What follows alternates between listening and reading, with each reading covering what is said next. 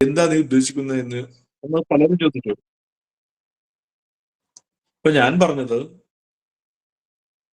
ഇവര് പഠിപ്പിക്കുന്ന വേദങ്ങളും മന്ത്രങ്ങളും ഒന്നും തെറ്റോ അല്ലെങ്കിൽ കുറ്റമുള്ളതോ ഒന്നുമല്ല.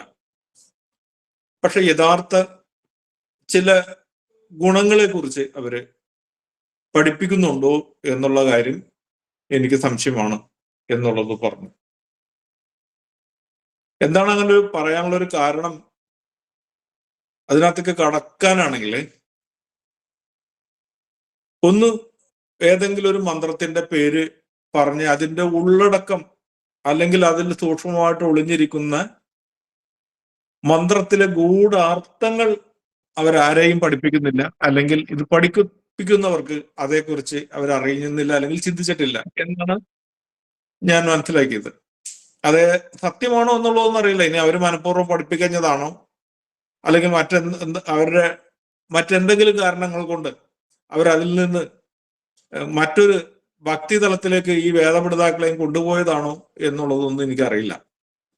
അപ്പോ ഈ കണ്ടുപിടിക്കുന്ന ആചാര്യന്മാരിൽ വളരെ വ്യത്യസ്തനായിട്ട് എനിക്ക് തോന്നിയത് ആചാര്യ നരേന്ദ്രഭൂഷൺ. അദ്ദേഹം വളരെ വ്യത്യസ്തനായിട്ട്, ഇവർ പറയുന്നതൊന്നുമല്ല പഠിപ്പിക്കുന്നത്. അതുകൊണ്ടാണോ എന്നറിയില്ല, ഒരുപക്ഷെ അദ്ദേഹം ഒരു സമ്പന്നനായി പോയൊന്നുമില്ല. പിന്നെ എന്നെ അത്ഭുതപ്പെടുത്തിയത് എൻ്റെ ആചാര്യൻ, ഇന്ന് അദ്ദേഹത്തിന്റെ അദ്ദേഹം നമ്മളിൽ നിന്ന് വിട്ടുപോയിട്ട് ഏറെ കാലമായതിന്റെ ഒരു ദിവസവും കൂടിയാണ് ഇന്ന്.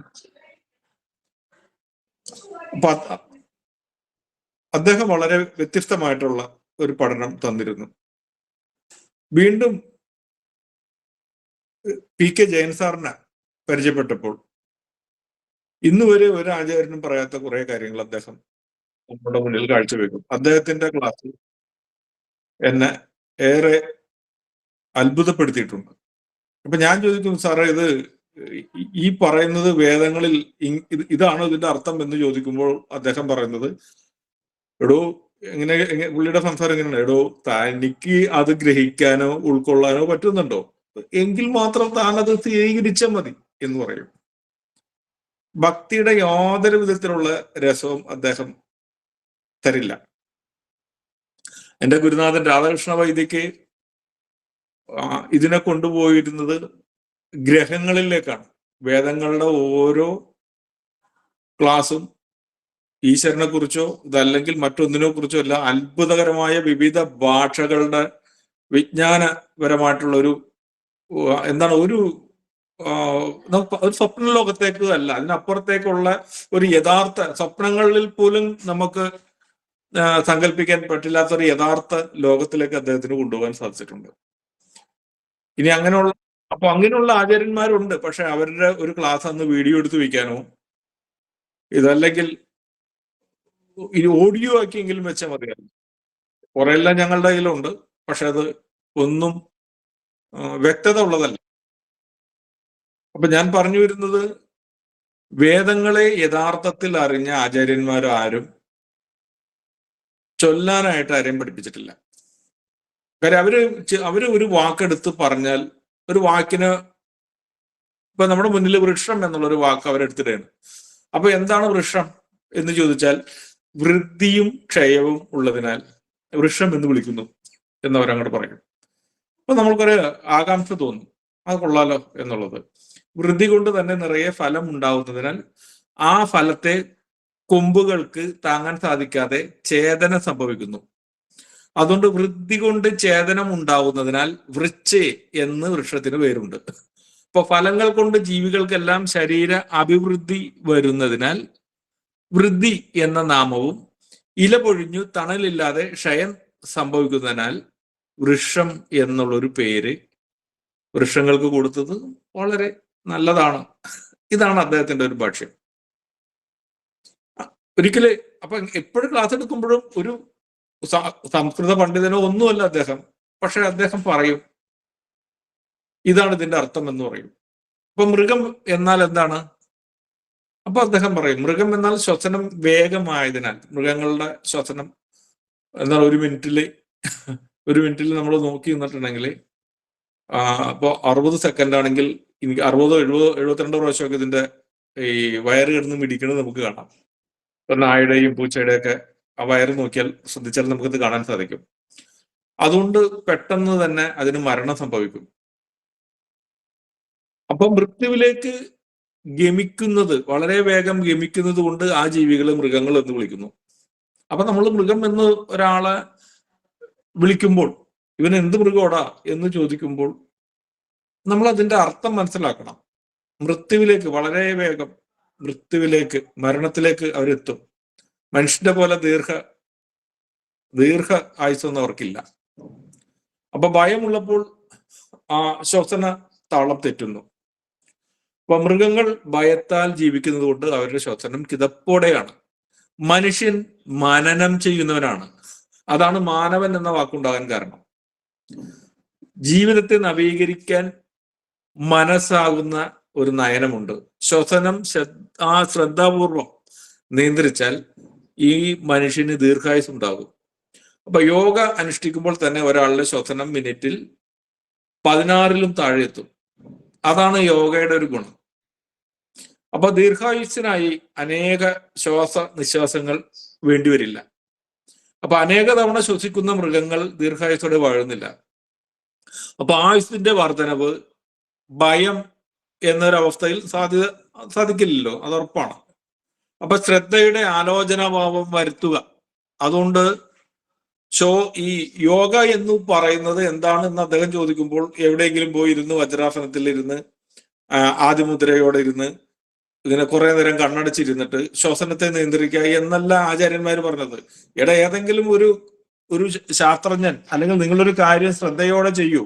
ആ ശ്രദ്ധയോടെ ചെയ്യുമ്പോൾ നിങ്ങൾ ശ്വസിക്കാൻ മറന്നുപോകും. നിങ്ങൾ ശ്രദ്ധയോടെ ഏതെങ്കിലും ഒരു കാര്യം കേൾക്കുമ്പോഴും നിങ്ങൾക്ക് ആലോചനാഭാവം വരും. അങ്ങനെ ആലോചനാഭാവം വരുത്തുക. അപ്പോൾ ചിന്തകൾ പുതിയ വഴിയിലേക്ക് നയിക്കും. അപ്പോഴാണ് മനനം ചെയ്യുന്നവനെന്ന പേര് മനുഷ്യന് യോജിക്കുള്ളൂ. അല്ലാത്ത ആരും മനനം ചെയ്യുന്നതല്ല. കാളപറ്റാൽ കയറെടുക്കുന്നവന്റെ പേര് മനുഷ്യൻ എന്ന് പറയാനായിട്ട് പറ്റുമോ? കാളൊരിക്കലും പ്രസവിക്കില്ല എന്നുള്ള ബോധ്യം അവനുണ്ടാകണം. അപ്പൊ മനനം ഇല്ലാത്തവനൊന്നും മനുഷ്യനല്ല. ഇല്ലെങ്കിൽ എന്ത് സംഭവിക്കും? മരണം കൂടും. ശത്രു ആക്രമിക്കുമോ എന്നുള്ളൊരു ഭയം കൊണ്ട് മൃഗത്തിന്റെ ശ്വസന രീതിയിലേക്ക് മനുഷ്യൻ മാറും. അപ്പൊ മൃഗഹൃദയം മിനിറ്റിൽ 60-ൽ കൂടുതൽ ശ്വസനം ചെയ്യും, അല്ലെങ്കിൽ മിടിക്കും. അപ്പൊ അമിത വോൾട്ടേജിൽ പ്രവർത്തിക്കുന്ന മെഷീൻ കണക്കെ ഗ്യാരണ്ടി എത്താതെ നിലയ്ക്കും. അപ്പൊ മൃഗങ്ങളുടെ ആ ശ്വാസറകൾക്ക് അധികം പിടിച്ചു നിർത്താനുള്ള കഴിവില്ലാത്തതുകൊണ്ട് 15 വർഷമൊക്കെ വലിയ ആയുസാണ് മൃഗങ്ങൾക്ക്. അതുകൊണ്ട് പെട്ടെന്ന് മരണം സംഭവിക്കും. അപ്പൊ ശ്വസന രീതി കൊണ്ട് മൃത്യുവിലേക്ക് വളരെ വേഗം ഗമിക്കുന്നതിനാലാണ് മൃഗം എന്ന പേര് കൊടുത്തത്. ഭയമില്ലാതെ ജീവിക്കാൻ പഠിക്കുക. സംസ്കൃതം നല്ല ഭാഷയൊക്കെ തന്നെയാണ്. പക്ഷെ അത് കൈകാര്യം ചെയ്യുന്നവര് അവര് ഭയങ്കര സംഭവം എന്നുള്ളതിൽ അങ്ങോട്ട് പോകും. അതിന്റെ അർത്ഥം അവരറിഞ്ഞു തന്നെയാണോ അല്ലെങ്കിൽ സംസാരിക്കണേ എന്നുള്ളതിനെ കുറിച്ച് നമുക്കറിയില്ല. അപ്പൊ ഓരോ ജീവികളെയും വസ്തുവിനെയും സർവശാസ്ത്ര പഠനം കൊണ്ടാണ് സംസ്കൃതത്തിൽ പോലും ഇങ്ങനെ പേര് നിശ്ചയിക്കുന്നത്. സംസ്കൃതത്തിൽ മാത്രമല്ല കേട്ടോ, നിങ്ങൾ തമിഴ് എടുത്താലും തമിഴൊക്കെ വലിയ ഒരു അത്ഭുതമാണ്. ഒരു സെക്കൻഡ്.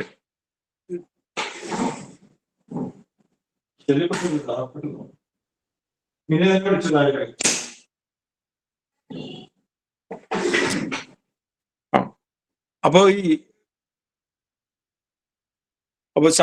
ശബ്ദവേദശാസ്ത്രം പഠിക്കാൻ ഇപ്പൊ എന്നോട് ആദ്യം തന്നെ പറഞ്ഞത് ഈ ചിവീടുകളുടെ ശബ്ദത്തെ ഒന്ന് ശ്രദ്ധിക്കുക. രാത്രിയാണ് ഇവയുടെ മേളനം സംഭവിക്കുന്നത് എന്നുള്ളത് നിരവധി ആചാര്യന്മാർ എന്നോട് പറഞ്ഞിട്ടുണ്ട്. ശ്രദ്ധ കൂടുതൽ നമ്മളെന്തോ അതിനകത്ത് കൊടുക്കുന്നത് കൊണ്ടാണോ അവരൊക്കെ എന്നോട് അങ്ങനെ കൂടുതൽ അടുത്തിടപഴകി ഇത്തരം കാര്യങ്ങൾ എന്നിലേക്ക് തന്നെ കൂടുതൽ ശ്രദ്ധ പതിപ്പിച്ചത് എന്നെനിക്ക് തോന്നുന്നു. ഒറ്റയടിക്ക് അതൊരു ഒറ്റ തിരിഞ്ഞ ശബ്ദമായി തോന്നും ഈ ചിവീടുകളുടെ ശബ്ദം. നിങ്ങൾ രാത്രി വയനാട് പോയിട്ട്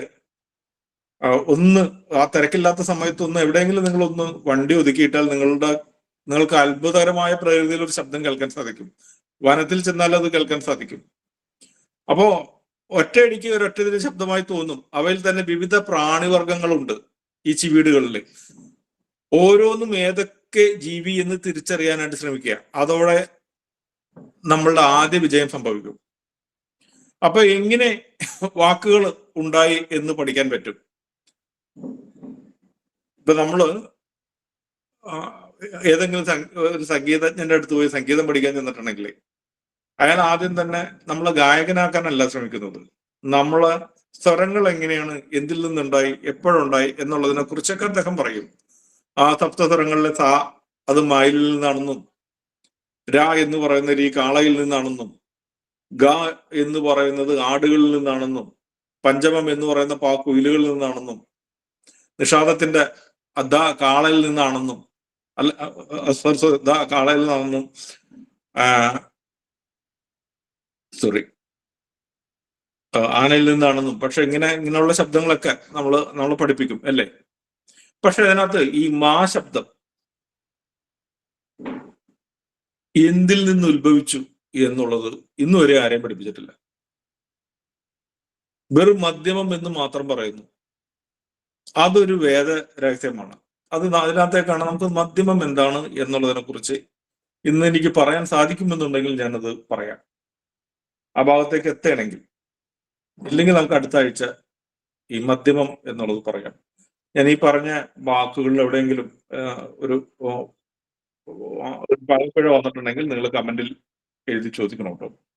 ഇത് വീഡിയോ ആക്കുകയാണെങ്കിൽ ഈ സപ്തസ്വരങ്ങളിൽ വന്നപ്പോൾ എവിടെയോ ഒരു പാകപ്പിഴ വന്നിട്ടുണ്ടെന്ന് തോന്നുന്നു. ഓക്കെ, മെൻഷനല്ലേ, തെറ്റൊക്കെ പറ്റും. അപ്പോ ഇതാണ് പഠിപ്പിക്കുന്നത്. അപ്പൊ എന്റെ ആചാര്യൻ പറഞ്ഞതല്ല, കാറ്റിന് സു എന്ന ശബ്ദം ഉണ്ടാ എന്ന് പറഞ്ഞത്. കാറ്റ് വീശുമ്പോൾ ചെവിയിൽ എന്ന ശബ്ദം കേൾക്കും, അതുകൊണ്ട് ഓം എന്ന ശബ്ദമുണ്ട്.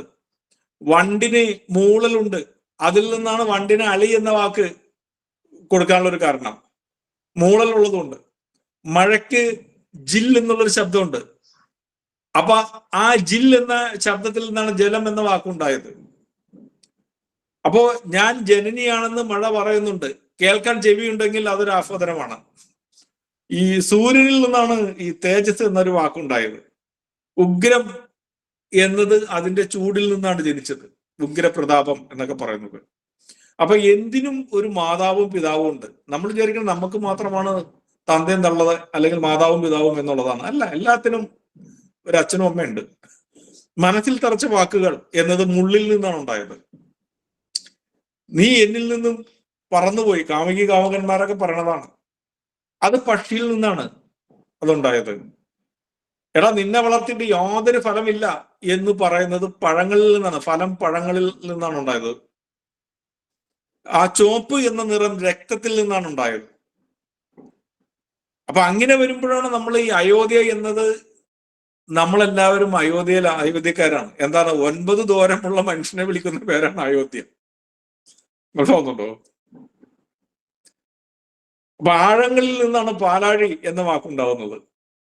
ആഴി എന്നും പാലാഴി എന്നൊക്കെ പേരുണ്ടാവുന്ന കാരണം പ്രപഞ്ചം വളരെ വലുതാണ്. പ്രപഞ്ചത്തിന് അറ്റമില്ലാത്തതിനാൽ അനന്തം എന്നൊരു പേര് ആ അറ്റമില്ലാത്തത് കൊണ്ടാണ് ആ ഒരു അനന്തം എന്നുള്ളൊരു വാക്കുണ്ടാവുന്നത്. അപ്പൊ വാക്കുകളുടെ ഉത്ഭവത്തിന് ജീവികളും അഗ്നിയും ആകാശവും പ്രപഞ്ചം ഇവിടെ ഈ ജീവജാലങ്ങളൊക്കെ കാരണമാണ്. ഇപ്പൊ ഓം എന്നത് ഗോളങ്ങളുടെ ചലനത്തിനും അഗ്നിയുടെ കാളലിനൊക്കെ നമുക്ക് ഓം എന്ന ശബ്ദം കേൾക്കാം അല്ലേ? കാറ്റിലെ ഇലകളുടെ മർമ്മരവും ഓം എന്ന ശബ്ദം ഉണ്ടാക്കുന്നുണ്ട് അല്ലേ? അപ്പൊ ഈ ഹം എന്ന് വെച്ചാൽ എന്താണോ, ഓക്കം എന്നൊക്കെ ലോക എക്സ്പ്രഷൻ നിങ്ങൾ കണ്ടു കാണും. കം ആകാശമാണ്. ദുഷിച്ച ആകാശത്തിൽ നിന്നാണ് ദുഃഖം എന്ന വാക്ക് ജനിക്കുന്നത്. ഓക്കം ബ്രഹ്മ എന്നത് ആകാശം പോലെ അനന്തമായ അറിവ് എന്നെ വിളിക്കുന്നതാണ് ഓക്കം ബ്രഹ്മ. അപ്പൊ പ്രപഞ്ചം അനന്തമാണെങ്കിൽ 1000 കോടി ജന്മം കിട്ടിയാലും നമുക്ക് ഇതൊന്നും പഠിക്കാനായിട്ട് സാധിക്കില്ല. അപ്പൊ എത്ര നിങ്ങൾ ശബ്ദത്തെ പഠിക്കാൻ ശ്രമിക്കുക, നിറങ്ങളെ പഠിക്കാനായിട്ട് ശ്രമിക്കുക. മഴ ലഭിക്കുന്നത് ആകാശത്ത് നിന്നാണ്. ജലശുദ്ധീകരണശാലയും ആകാശം തന്നെയാണെന്നും കൂടി മനസ്സിലാക്കണം. നമ്മളെല്ലാം വിചാരിക്കുന്നത് എന്താണ്, ആകാശത്ത് നിന്ന് മഴ ലഭിക്കുന്നു എന്നുള്ളതല്ല. മഴ എന്നുള്ളത് ജലത്തെ ശുദ്ധീകരിച്ച് തരുന്നൊരു സ്ഥലമായിട്ട് നമ്മൾ ചിന്തിക്കാറുണ്ടോ? ഇല്ല. ചിന്തിക്കുന്ന ആൾക്കാരുണ്ടോ? അപ്പൊ ചന്ദ്രഗുണം ആകാശത്ത് നിന്ന് ലഭിക്കുന്നത് അല്ലേ, ചന്ദ്രപ്രകാശം. ഇപ്പൊ നക്ഷത്ര ഗോളങ്ങളുടെ ഗുണം ലഭിക്കുന്നത് ആകാശത്ത് നിന്ന് തന്നെയാണ്. അപ്പൊ പ്രകാശ സംശ്ലേഷണം നൽകുന്ന സൂര്യൻ ആകാശത്താണ് സ്ഥിതി ചെയ്യുന്നത്. ശബ്ദത്തിൽ നിന്ന് ആകാശത്തിലേക്ക് കൊണ്ടുപോകുമ്പോൾ നിങ്ങൾ ഒറ്റടിക്ക് എന്റെ ശബ്ദ എന്ന ശബ്ദത്തെ നമുക്ക് പഠിക്കാനുള്ള സമയം ഉണ്ടാക്കാം. നിങ്ങൾ ഇതല്ലെങ്കിൽ അടുത്ത ആഴ്ചയിലാണെങ്കിൽ ഞാൻ അതിനെക്കുറിച്ച് പറയാം. പക്ഷെ എനിക്ക് ഒന്ന് രണ്ട് കാര്യങ്ങൾ കൂടി പറഞ്ഞാൽ മാത്രമാണ് ഈ മാ എന്താണെന്ന് എനിക്ക് നിങ്ങളെ കൂടുതൽ ആഴത്തിൽ മനസ്സിലാക്കിപ്പിക്കാൻ സാധിക്കുള്ളൂ. അതുകൊണ്ട് തൽക്കാലം അവിടെ നിർത്തിയിട്ട് നമുക്ക് മറ്റൊരു കാര്യത്തിലേക്ക് കൂടി പോവുകയാണ്. അപ്പൊ ഈ പ്രകാശ സംശ്ലേഷണം നടക്കുന്നത് സൂര്യൻ ആകാശത്ത് സ്ഥിതി ചെയ്യുന്നത് കൊണ്ടാണ്. അവിടെ അഗ്നിമീലെ പുരോഹിതം നടക്കുന്നു. അപ്പൊ ഋഗ്വേദത്തിന്റെ ആദ്യത്തെ മന്ത്രം 1-1-1 എന്നൊക്കെ നിങ്ങൾ പറയുന്ന ആ ഋഗ്വേദത്തിന്റെ ആദ്യത്തെ മന്ത്രം അഗ്നിമീലെ പുരോഹിതം എന്ന് പറഞ്ഞാണ് ആരംഭിക്കുന്നത്. എന്താണ് അവിടെ നടക്കുന്ന ഈ അഗ്നിമീളെ? എന്താണ് മീളം? ഈ മേളനം നടക്കുന്നു എന്ന് നിങ്ങൾ കേട്ടിട്ടില്ലേ? മേളനം. അവിടെ ഇവിടുത്തെ അഗ്നി തീയല്ല. അഗ്നി എന്ന് കേൾക്കുമ്പോൾ നമ്മൾ ആദ്യം തന്നെ തീ എന്നാണ് ചിന്തിക്കുന്നത്. തീയല്ല. ഗതിയിൽ നയിക്കുന്ന വെളിച്ചത്തെയാണ് അഗ്നി എന്ന് വിളിക്കുന്നത്. നിറങ്ങളുടെ ഗതിയിലാണ് ഈ അഗ്നി സഞ്ചരിക്കുന്നത്, അല്ലെങ്കിൽ അവിടെ ഹിതമറിഞ്ഞുള്ള പുരോഹിതൻ ഉണ്ടാകുന്നത്. അപ്പൊ നമ്മൾ ചോദിക്കും, മേളനമോ എന്നാണ് ചിന്തിക്കുന്നത്. അതെ, ഈ മീളെ എന്ന വാക്ക് കൊണ്ട് എന്താണ് ഉദ്ദേശിക്കുന്നത്? ഒരു ഉദാഹരണം പറയാം.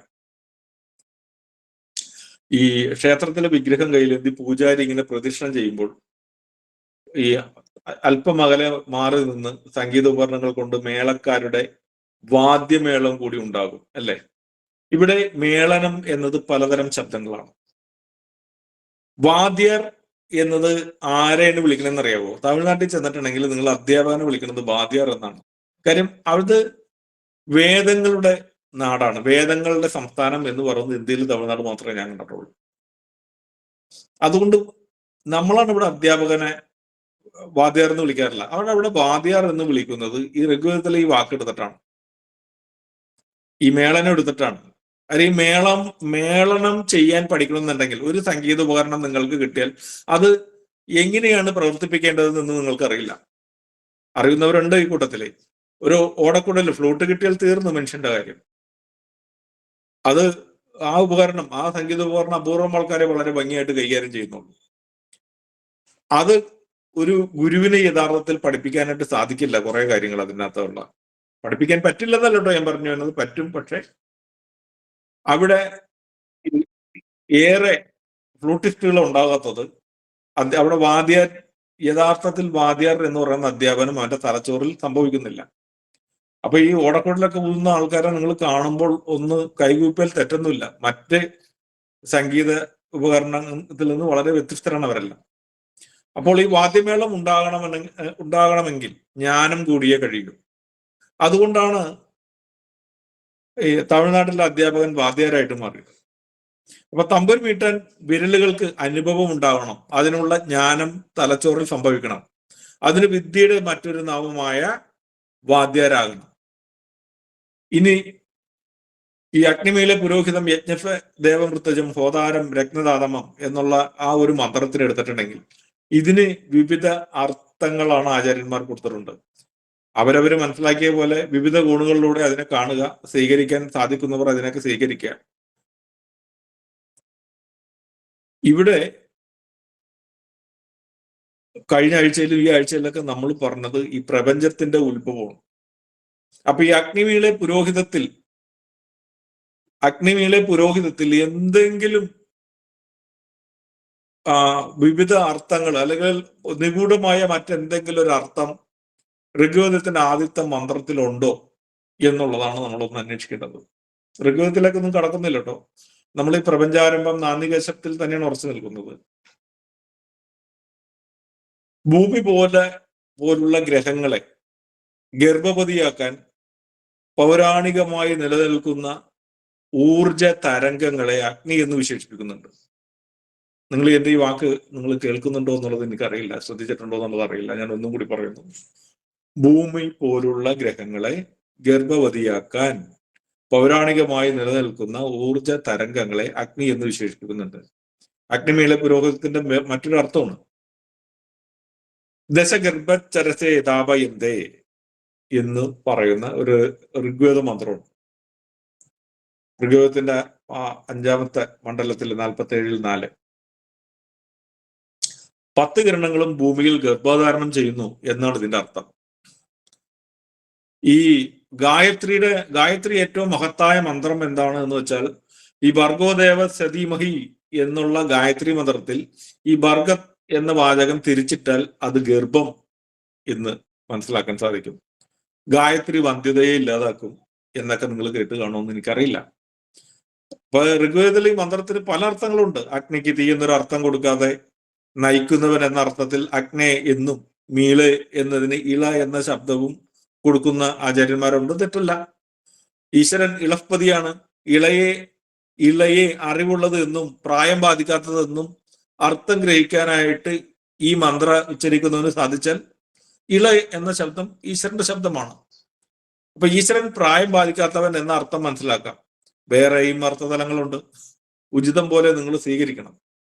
അപ്പൊ ഈശ്വരഗുണമായ മണ്ണിനും ജലത്തിനും വായുവിനും അഗ്നിക്കും പ്രായം ബാധിച്ചിട്ടില്ലാത്തതിനാൽ അതടങ്ങിയ പ്രപഞ്ചശക്തിയായ ഈശ്വരനും ഇളയ്ക്കും അഗ്നി എന്നുള്ളൊരു നാമം, അഗ്നി ഇള എന്നുള്ളൊരു മന്ത്രാർത്ഥം ഭംഗിയായിട്ട് നമുക്ക് അത് കൊടുക്കാവുന്നതാണ്. ഈ അഖിലാണ്ട മണ്ഡലം എന്നും എനിക്ക് സൂക്ഷിക്കുന്നവനും ആ ദേവമൃത്യുജം എന്ന് പറയുന്ന സദാസമയം ദിവ്യയജ്ഞം നടത്തി ആഹൂതി അർപ്പിക്കുന്ന ഈശ്വരൻ എന്ന ഋതിക്കും ഈ എന്താണ് ഹോതാവ് എന്നുള്ളൊരു ശബ്ദം നമുക്ക് കൊടുക്കാം ആ ഋതിക്കിനും. അപ്പൊ അഗ്നിയുടെ പുരോഹിതം എന്ന വാക്കുകളിൽ നയിക്കാൻ കഴിവുള്ളതും ജ്ഞാനിയും ഹിതം മനസ്സിലാക്കി മുൻപേ ഉള്ളതും എന്നൊരർത്ഥം നമുക്ക് സ്വീകരിക്കാം. അപ്പൊ വേദങ്ങളിലെ ഈശ്വരൻ വിശ്വം ജനിക്കും മുന്നേ ഹിതം അറിഞ്ഞു പരിണമിച്ചു എന്നും വേണമെങ്കിൽ മനസ്സിലാക്കാം. ഈശ്വരനെ പുരോഹിതം എന്ന് വിളിച്ചത് ഋഗ്വേദമാകുന്നു. അതിനെ പള്ളിയിൽ അച്ഛനോ അമ്പലത്തിലെ പൂജാരിയോ അവരൊന്നുമല്ല പുരോഹിതൻ. പുരോഹിതത്തിന്റെ അർത്ഥം നമ്മൾ ഇനിയെങ്കിലും ഒന്ന് മനസ്സിലാക്കാം. ഇഷ്ടം അറിഞ്ഞു മുന്നേ ഉള്ളത് എന്നാണ് പുരോഹിതത്തിന്റെ അർത്ഥം. കാര്യം ഈ പ്രപഞ്ചത്തിനെ എങ്ങനെ നിയന്ത്രിക്കണം എന്നുള്ളത് ഹിതമറിഞ്ഞു മുന്നേ ഉള്ളൊരു ശക്തിയാണത്. അതാണ് പുരോഹിതൻ. അത് ലോഹ ഇട്ടാലോ തലപ്പാവ് വെച്ചാലോ പൂണൂലിട്ടാലോ പുരോഹിതനാവില്ല. അപ്പൊ അർത്ഥം അറിഞ്ഞു അറിവായി വിളങ്ങുന്ന പുരോഹിതനാണ് ഈശ്വരൻ. അത് അനന്തമായ പ്രകൃതിയെ പരിപാലിക്കുന്ന ശക്തിയുടെ നാമമാണ്. അതൊന്നും മറ്റൊരു വ്യക്തിക്കും എങ്ങനെയൊക്കെ വിചാരിച്ചാലും പുരോഹിത സ്ഥാനം കൊടുക്കാനായിട്ട് പറ്റില്ല. പുരോഹിതൻ എന്ന് വിളിക്കുന്നത് തന്നെ നമ്മൾ അയാളോട് ചെയ്യുന്ന ക്രൂരതയാണ്, അല്ലെങ്കിൽ ഈശ്വരനോട് ചെയ്യുന്ന ഏറ്റവും വലിയ ഒരു അധർമ്മമാണ് ഒരാളെ പുരോഹിത എന്ന് വിളിക്കുന്നത്. പുരോഹിതന്മാരുടെ ആകെ ഒരു പുരോഹിതനുള്ളൂ, അത് ഈശ്വരനാണ്. ആ പേര് വേറെ ഒരുത്തിനും യോജിക്കില്ല. അപ്പൊ എന്തായാലും ഇതിന്റെ ഒരു ഭാഗത്തേക്ക് വീണ്ടും നമ്മൾ വരുന്നത്, എന്തായാലും നിറങ്ങൾ കാരണമാണ് ആഹാരം ദഹിക്കുന്നത്. അർദ്ധരാത്രി ഭക്ഷിച്ചാൽ ദഹനക്രിയ ഉതകും വിധം പ്രവർത്തിക്കില്ല എന്നൊക്കെ നിങ്ങൾ കേട്ട് കാണൂല്ലേ. ഈ പുരോഹിതനെ കുറിച്ച് പറയുമ്പോൾ ഈ ദഹനക്രിയ എന്തിനാണ് ഞാനിവിടെ പറയുന്നത് എന്നൊക്കെ നിങ്ങൾ ചിന്തിക്കും. ഞാൻ ഇതിന്റെ കാര്യത്തിലേക്ക് വരുമ്പോൾ നിങ്ങൾക്ക് പറയും, ഈ പരസ്പര ബന്ധമില്ലാത്ത കാര്യങ്ങളാണോ നിങ്ങൾ പറയുന്നത് എന്നുള്ളൊരു ചിന്ത നിങ്ങൾക്ക് ഉണ്ടാകരുത്. ഞാനത് വിവരിക്കാം. ഒന്ന്, മാ എന്ന ശബ്ദത്തിനെ കുറിച്ചും ഈ പുരോഹിതൻ എന്ന് പറയുന്ന ഭാഗത്തെക്കുറിച്ചും, എന്താണ് ഈ പ്രപഞ്ച ആരംഭത്തിന് കാരണമായ വസ്തുക്കൾ എന്തൊക്കെയാണ് എന്നുള്ളതിനെ കുറിച്ചൊക്കെ പറഞ്ഞു വരുമ്പോൾ നമുക്ക് ശബ്ദമാണ്, നിറങ്ങളാണ്, മറ്റു പല മുടികളാണ്, ജലമാണ് എന്നൊക്കെ നമ്മൾ മനസ്സിലാക്കുക. അങ്ങനെ മനസ്സിലാക്കി കഴിഞ്ഞാൽ ഈശ്വരൻ എന്താണെന്നുള്ളത് ഇവിടുത്തെ മതഗ്രന്ഥങ്ങളുടെ പുസ്തകങ്ങൾ വായിക്കാതെ തന്നെ നിങ്ങൾക്ക് എന്താണ് ഈശ്വരൻ എന്നുള്ളത് മനസ്സിലാവും. ഈശ്വരൻ എന്നത് വെറും സങ്കല്പം മാത്രമാണ്. അതൊരു നാശമില്ലാത്ത അറിവായി ലോകർ മനസ്സിലാക്കും വരെ നമ്മളുടെ മനസ്സിൽ അജ്ഞത കുടികുത്തി വാഴും. ഇങ്ങനെ ഇവര് പറയുന്ന ഈശ്വരൻ, മതങ്ങൾ പറയുന്ന ഈശ്വരൻ ജനിച്ചിട്ടുമില്ല, മരിക്കുന്നുമില്ല. അവരുടെ ഈശ്വരന് രൂപമുള്ളത് കൊണ്ട് ചിലപ്പോൾ മരണം സംഭവിക്കാം. കാരണം ഈശ്വരൻ അതൊരു എനർജിയാണ്. ചുമ്മാ ശിവശക്തി എന്നൊക്കെ പറഞ്ഞാൽ ആർക്ക് മനസ്സിലാകാനാ? അത് സ്ത്രീയോ പുരുഷനോ അല്ല, രണ്ടും ചേർന്ന ദോവാണ്. അതിനെയാണ് ടു ദോ എന്ന അർത്ഥം പറയുന്ന ദൈവം എന്നൊക്കെ വിളിക്കുന്നത്. അതിന് ചലനമൊക്കെ ഉള്ളതിനാല് ചില ഈശ്വരനൊക്കെ നടരാജൻ എന്നൊക്കെ വിളിക്കാറുണ്ട്. ദയവ് ചെയ്ത് ഈ വിഗ്രഹത്തിലെ ക്ഷേത്രഗുണം കണ്ടെത്തുക. അല്ലെങ്കിൽ ഇന്നത്തെ യുക്തിവാദികൾ നാളെ നിങ്ങൾ ഉപേക്ഷിക്കുന്ന വിഗ്രഹങ്ങളിൽ തീവ്രമായ ശാസ്ത്രയുക്തി കണ്ടെത്തും. നിങ്ങൾ പുറത്തും അവരകത്തു പോകും. ആരും ഋഷികളൊക്കെ ഈ പൂയനാളിലെ പൂക്കളുടെ രസങ്ങൾ കൊണ്ട് നിർമ്മിച്ച വിഗ്രഹത്തിലെ ഒരു ആയുർവേദ തത്വം മനസ്സിലാക്കാതെ അതിലെ ഇല്ലാത്ത ഈശ്വരനെ നിങ്ങൾ തേടുമ്പോൾ നിങ്ങൾ ഭക്തിരസം പൂണ്ട, അല്ലെങ്കിൽ ഞാനടക്കം വിഡ്ഢിയാവും. യുക്തിവാദികൾ ക്ഷേത്രങ്ങളിൽ ശാസ്ത്ര വൈഭവം കണ്ടെത്തിയ സിദ്ധരുമാവും. കാര്യം നമ്മളെല്ലാം ആദ്യം തന്നെ മനസ്സിലാക്കേണ്ടത് ഈ അഗ്നിമേലെ പുരോഹിതം എന്ന് പറയുന്ന ഒരു വാക്കിലെ അതിന്റെ രണ്ടാമത്തെ വരിയിലേക്ക് പോകുമ്പോൾ നമുക്ക് ആദ്യം പറഞ്ഞ വരി എന്താണെന്നുള്ളത് പെട്ടെന്ന് മനസ്സിലാകില്ല. എനിക്ക് തോന്നുന്നത് ഇത് ഈ വേദത്തിൽ തന്നെ ഇത് ഏറെ ചിന്തിക്കുന്നവനാണ് ഇത് മനസ്സിലാക്കാനായിട്ട് പാടുള്ളൂ എന്നുള്ളൊരു നിഷ്കർഷ ഇത് എഴുതിയ ആചാര്യന്മാർക്ക് ഉണ്ടായി എന്നാണ് എനിക്ക് പലപ്പോഴും തോന്നിയിട്ടുള്ളത്. കാര്യം ഞാൻ ആദ്യം പറഞ്ഞ മന്ത്രം അഗ്നിമേലെ പുരോഹിതം എന്നുള്ളൊരു വാക്ക് അവിടെ എന്താ പറയുന്നത് അവർ കൊടുത്തിട്ടുണ്ട്. അതിനുശേഷം ദശഗർഭേ ചരഫേ ദാപയന്തേ എന്നുള്ളൊരു വാക്ക് കൊടുത്തിരിക്കുന്നത് വേറെ പലയിടത്താണ്. ഇതിന്റെ രണ്ടാമത്തെ മന്ത്രം കൊടുത്തിരിക്കുന്ന ഭാഗം ഏറെ കഴിഞ്ഞിട്ടാണ് കൊടുത്തിരിക്കുന്നത്. അപ്പൊ അതുകൊണ്ട് അടുത്തൊരു ഇതിനോട് ചേർക്കാവുന്ന ഒരു ഭാഗം അത്രിവത കൃമിയോ ഹന്മി ജഗദഗ്നിവൽ എന്ന് തുടങ്ങുന്ന ഒരു മന്ത്രമുണ്ട്. അഥർവത്തിലൊരു മന്ത്രമുണ്ട്. അത്രി, കണ്ണൻ, ജമദഗ്നി, അഗസ്ത്യൻ ഇവരൊക്കെ കൃമികളെ കൊന്നൊടുക്കുന്ന ആൾക്കാരാണെന്ന് പറയുന്നത്. അപ്പൊ നിങ്ങൾ കണ്ടേക്കണ കണ്ണ മഹർഷി എന്ന് വെച്ചിട്ടുണ്ടെങ്കിൽ അറിയാലോ കണ്ണൻ ആരാണെന്നുള്ളത്. ജമദഗ്നിയും അഗസ്ത്യനെയൊക്കെ കൃമികളെ കൊന്നൊടുക്കലാർന്ന് അവരുടെ ജോലി എന്ന് പറഞ്ഞാൽ ആ ശകുന്തള സഹിക്കോ? ഈ കണ്ണനെ ഇന്ന് ശകുന്തള ഉണ്ടാച്ചെങ്കിൽ കണ്ണൻ എന്ന് പറയുന്ന മഹർഷി എന്ന് വെച്ചിട്ടുണ്ടെങ്കിൽ നമ്മൾ അപ്പിടുമ്പോ വരെയുള്ള കൃമികളെ കൊന്നെടുക്കലാർന്ന് അവരുടെ ജോലി എന്ന് പറഞ്ഞാൽ ആ അഥർവത്തിലെ 2:32-3 പറയുന്നത് ഇവരെല്ലാം കൃമികളെ കൊന്നെടുക്കുന്നു എന്നുള്ളൊരു ഭാഗത്തേക്ക് വരുന്നത്. മറ്റൊരു ഭാഗം പറഞ്ഞു വരുന്നത് അത്രി സൂര്യസ്യ ദിവി ചഷ്ടുരാതാൽ എന്ന് പറയുന്നുണ്ട്. അത്രി സൂര്യന്റെ കണ്ണാണ് എന്ന് പറയുന്നുണ്ട്. മറ്റൊരു മന്ത്രത്തിൽ പറയുന്നത് അഗ്നി നീ അത്രിയെ പോലെ വന്നാലും എന്ന് പറയുന്നുണ്ട്. ഇനി അഥർവത്തിലെ ഒരു മന്ത്രത്തിൽ പറയുന്നത് സൂര്യൻ ഉദിക്കുമ്പോൾ രശ്മികൾ കൃമികളെ കൊല്ലുന്നു അല്ലെങ്കിൽ ഹനിക്കുന്നു എന്ന് പറയുന്നുണ്ട്.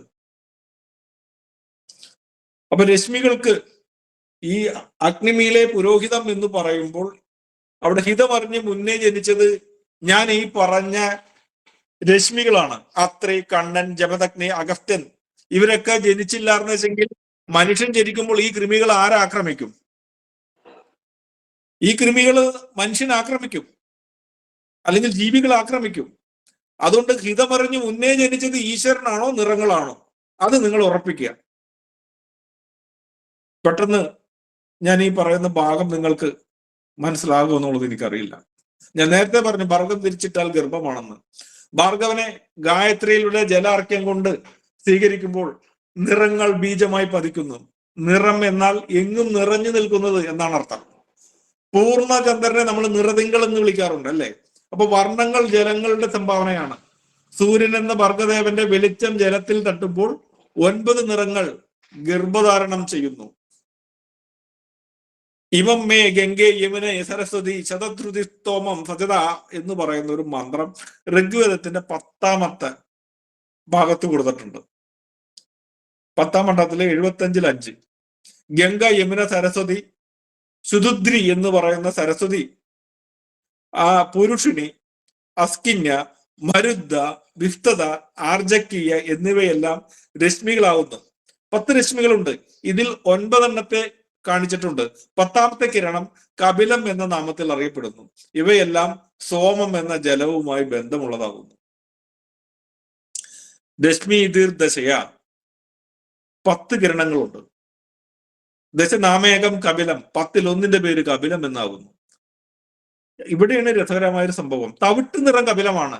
രക്തചന്ദന കാതലെ നിങ്ങൾ എന്തിനാ ഉപയോഗിക്കുന്നത്? തവിട്ട് നിറമാണ് അല്ലെ? ജപ്പാനിലെ ഒക്കിനാവോ പ്രദേശത്തെ ജനതയ്ക്ക് 100 വയസ്സിലും യൗവനം നൽകുന്ന ഒരു മധുരക്കിഴങ്ങ് കപില നിറമാണ് അതിന്. ആരെങ്കിലും കണ്ടിട്ടുണ്ടോ അങ്ങനെ ഒരു കിഴങ്ങ്?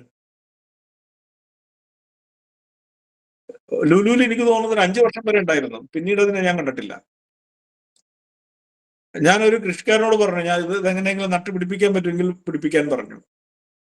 അപ്പൊ മനുഷ്യനെ ജപ്പാനിലെ ജനതയ്ക്ക് 100 ആയുസ് കൊടുക്കുന്നത് അവര് ഈ ഒരു ചാനലുകാരൻ പറയുന്നത് അവരുടെ ഒരു കുറെ ഭക്ഷിക്കുന്നത് ഈ കപില നിറത്തിലുള്ള കിഴങ്ങാണ്, അതാണ് അവരുടെ ആയുസ് കൂട്ടാൻ കാരണം എന്ന് പറഞ്ഞു. ആംബെ എന്നുള്ളൊരു കമ്പനി ഉണ്ടായിരുന്നു. അത് 2008-9 കാലഘട്ടങ്ങളിൽ അവർ ഏറെ ജനങ്ങളെ പറ്റിച്ചുകൊണ്ടിരുന്നത് ഈ ഒക്കിനാവയിലെ ജനങ്ങള് കഴിക്കുന്നത് ഇവരീ പറയുന്ന സാധനങ്ങളൊന്നും ആയിരുന്നില്ല. അവര് ഞാൻ അതിന്റെ പേര് പറയാം.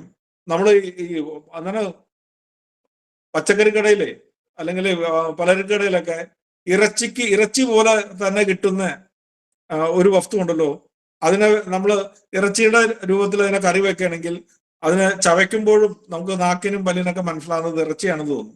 എന്താ അതിന്റെ പേര് എനിക്കറിയില്ല. സോയാബീൻ. ഈ സോയാബീനാണ് അവരുടെ ആയുസിന്റെ അല്ലെങ്കിൽ അവരുടെ യൗവനം നിലനിർത്തുന്നത് സോയാബീനാണെന്ന് പറഞ്ഞു. സോയാബീനും മോശമൊന്നുമല്ല. മറ്റൊരാൾ പറഞ്ഞു ക്യാരറ്റ് ആണ് അവരുടെ ആയുസിന്റെ കാരണം എന്നുള്ളത് പറഞ്ഞു. പിന്നീട് വന്ന പലരും പറഞ്ഞു മോര് അവർ ധാരാളം ഉപയോഗിക്കുന്നുണ്ട്, ഇതാണ് ഇതിന്റെ കാരണം എന്ന് പറഞ്ഞു. ഞാൻ മനസ്സിലാക്കിയ ഒരു കാരണം പറഞ്ഞു തരട്ടെ. ഞാൻ മനസ്സിലാക്കിയ കാര്യം പറഞ്ഞു, നിങ്ങൾക്ക് ചിരി വരരുത്. ഞാൻ മനസ്സിലാക്കിയത് അവിടെ ഒരു അറ്റ പൈൽസ് രോഗി ഇല്ലെന്നുള്ളതാണ്, അവിടെ ഒരു അൾസർ ഉള്ള ഒരു രോഗി ഇല്ലെന്നുള്ളതാണ്. കാര്യം ഈ കിഴങ്ങ് വർഗ്ഗങ്ങൾ ധാരാളം കഴിക്കുന്നത് കൊണ്ട്. ഈ മധുരക്കിഴങ്ങ്, എനിക്ക് തോന്നിയത് ഈ മധുരക്കിഴങ്ങ്, ഈ വയലറ്റ് നിറത്തിലുള്ള ഈ മധുരക്കിഴങ്ങ് ഭക്ഷിക്കുമ്പോൾ കപിലം എന്ന് പറയുന്ന ഒരു ഗുണം ആ ജനതയിലേക്ക് നല്ല രീതിയിൽ ഏൽക്കുന്നുണ്ട്. രണ്ടാമത്തെ ഒരു ഭാഗം എന്ന് പറയുന്നത് ജപ്പാൻ മുഴുവനും, അല്ലെങ്കിൽ ജപ്പാനിലെ നല്ലൊരു പ്രദേശം, അവിടെ ഇപ്പോഴും മിഫ്റ്റ് ഉണ്ടാവും. പണ്ടത്തെ ഒരു 50 വർഷം മുമ്പുള്ള വയനാട് എന്തായിരുന്നു ആ ഒരു അവസ്ഥ അവിടെ ഇന്നുമുണ്ട്. അതുകൊണ്ട് സൂര്യന്റെ രശ്മി തട്ടുമ്പോൾ ഈ കപില നിറം അവരുടെ ശരീരത്തിൽ പതിക്കുന്നുണ്ട്. ഇതാണ് ഒരു വസ്തുത. രണ്ടാമത്തെ ഒരു പ്രത്യേകത എന്ന് പറയുന്നത് അവര് ജലമാണ് കൂടുതലും ശ്വസിക്കണമെന്ന് എനിക്ക് തോന്നിയിട്ടുണ്ട്. കാര്യം നല്ല തണുപ്പാണ് അവിടെ, നല്ല തണുപ്പ്. ജലം ശ്വസിക്കുമ്പോൾ എന്ത് സംഭവിക്കുന്നു എന്നുള്ളതിനെ കുറിച്ച് അറിയണമെന്നുണ്ടെങ്കിൽ നമ്മുടെ അമ്മയുടെ വയറ്റിൽ ജലമാണ് ശ്വസിച്ചത്. അവിടെ മതങ്ങൾ പറയുന്ന പോലെ വായു പറയുന്നുണ്ടായില്ല. അമ്മ ശ്വസിക്കുന്ന വായുവാണ് നമുക്ക് ലഭിച്ചിരുന്നതെന്ന് പറയുന്നത് തീർത്തും മണ്ടത്തരമാണ്. കാര്യം അമ്നോട്ടിക് ഫ്ലൂയിഡിൽ എങ്ങനെ വായു കടന്നു വരിക? അതുകൊണ്ട് തണുത്ത ഒരു അന്തരീക്ഷത്തിലുള്ളപ്പോൾ നമ്മൾ ജലത്തിന് സമാനമായ വായു ശ്വസിക്കുന്നത് കൊണ്ട് ഈ അമ്മയുടെ വയറ്റിൽ ഒരു ഗർഭപാത്രത്തിന് തുല്യമായ ഒരു അവസ്ഥ ഈ ഒക്കിനാവോറുണ്ട്, അത് ഹിമാലയത്തിലുണ്ട്.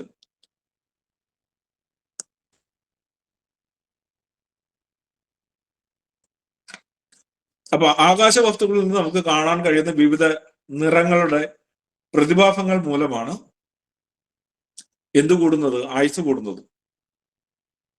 അപ്പൊ ഒന്ന്